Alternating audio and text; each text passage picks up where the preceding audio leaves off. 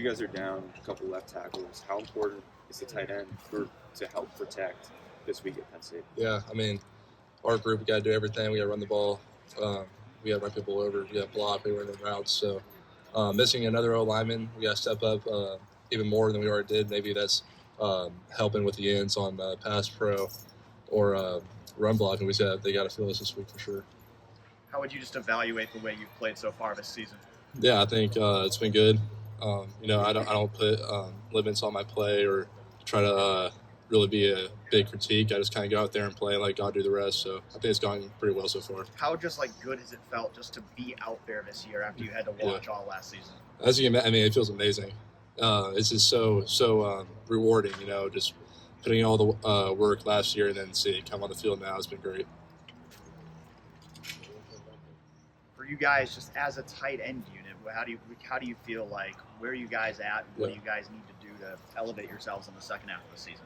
Yeah, I think right now we're in a pretty good spot. I mean, losing Will was a huge loss for us, and I hate it for him. But he's a fighter, and he's gonna get back really, really quick. But for us, we just got to continue building the depth, and everyone is rolling in and going super hard and giving the best effort possible.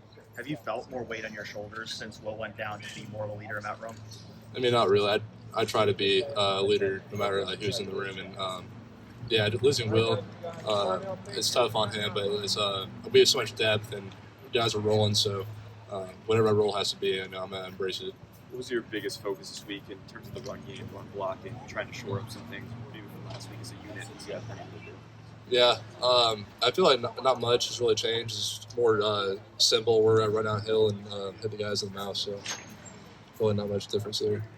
What do the challenges look like blocking a pass rush like Penn State's?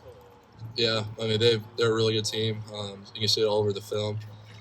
But I think we've trained so hard. I think we just got to trust our training, not remember or not learn as you go, but remember your training when the time comes. Bennett, where do you feel you're at right now as a pass catcher?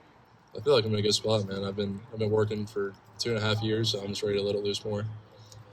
What does that look like when you're working especially on catching passes during the week? What does that routine look like for you? Yeah, Tuesdays and Wednesdays after practice, we catch probably 50 balls in the jump machine, me and our GA, Coach Banks.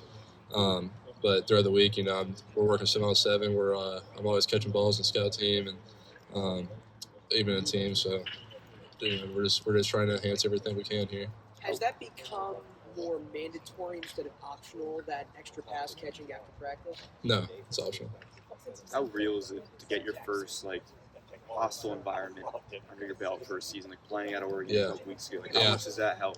I really didn't have much game experience coming into the season, and now having that big game under my belt, I think it will help a lot going into this game for sure. And even as a unit, as an offense, you guys had a few procedural penalties in that game, silent count, working all those things. You guys feel more ready for this? Yeah, I would say so personally, but I mean, for the tight ends, Coach Key, we have a huge boombox playing just tons of music loud, so we're getting used to playing and doing everything in the loud environment. So I think we'll see some improvements there on Saturday. Bennett, you talked about how it's been a long time coming to get on the field. Every time your number is called, what's the mindset you have as you're jogging on that game? My mindset is really just go as hard as you can and leave the rest up to the Lord. And I know I can't do it by myself, and so I think my faith has been a really big part of my more playing time this season. And every time I get an opportunity, I'm just trying to go as hard as I can.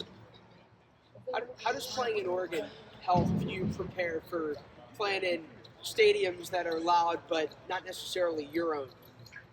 Yeah, it's because you get used to the hostile environment. So when you're in a away stadium, it's gonna be loud when you're on offense, and when you're at home, it'll be less loud when you're on offense. So playing in that, just learning how to play successfully on a silent cadence, is gonna help us a lot in the long run. Yeah, what are the challenges? What are the benefits of being on the silent count? Yeah, the challenge is that you can't hear the quarterback. So if I'm going left and for a run block, I have to look to the right to see when the ball's snapped, and so you don't really know what's going on sometimes. So that's the challenges, but the benefits is that they have to look at the ball too. So. How much do you feel like you've developed as a blocker this year?